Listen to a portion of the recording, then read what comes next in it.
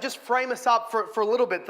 At this point of the epistle, Paul moves from largely what has been doctrine to mostly from now on, chapter 4 onwards, what is going to be our duty. He's gone from what we will call imperative, things that are true done for us by the finished work of God, to what is called the imperative, what has to be done by us. He's going from what is done by God to what is needed to be done for God. That's sort of the shift at this point from chapter 4 onwards. Now, I don't like saying he's been very theological in chapters 1 to 3 and he's going to get very practical from chapters 4 to 6. I don't like framing it that way at all, because there is in fact no thing more practical to you as a Christian in life than knowing the deep doctrine of the gospel, who you are in Christ, what he did for you on the cross, what that means for you in your Christian life. So do not hear me saying chapter 1 was for the nerds, was for the bookworms, the people without a life,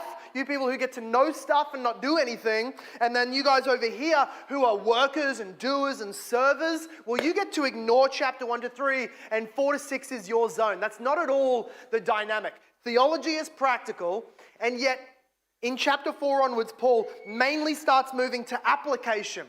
If everything is true that he has spoken about in chapters 1 through 3, which it is, if that is all true about us, the church of the living God, then there are certain necessary implications which must be taken place, must be acted out and being seen in our lives in order for us to rightly respond or rightly glorify God. Or if I can frame it in Ephesians 4 language, if the calling is true, the calling that God has put on us into God's eternal purposes in Christ, which is to create a new humanity, not Jew or Gentile, but together the church. If the eternal purposes in God, which he has called us to, which is about creating his temple, creating his bride, creating his people, the church, if that is all true and we've been called into that, if that's our calling, forgiven, justified, adopted sinners, if that's our calling, there is a walk that must be taking place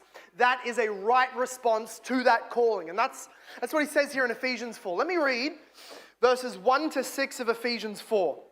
It says this: I, therefore, a prisoner for the Lord, urge you to walk in a manner worthy of the calling to which you have been called, with all humility and gentleness, with patience, bearing with one another in love, eager to maintain the unity of the Spirit in the bond of peace. There is one body, one Spirit, just as you who are called to the one hope that belongs to your call, one Lord, one faith, one baptism, one God and Father of all, who is over all and through all and in all. But grace was given to each one of us according to the measure of Christ's gifts. And so we'll begin next week's passage. But may God be gracious in our midst to bless to us his own inerrant, infallible, powerful word this evening. Very good.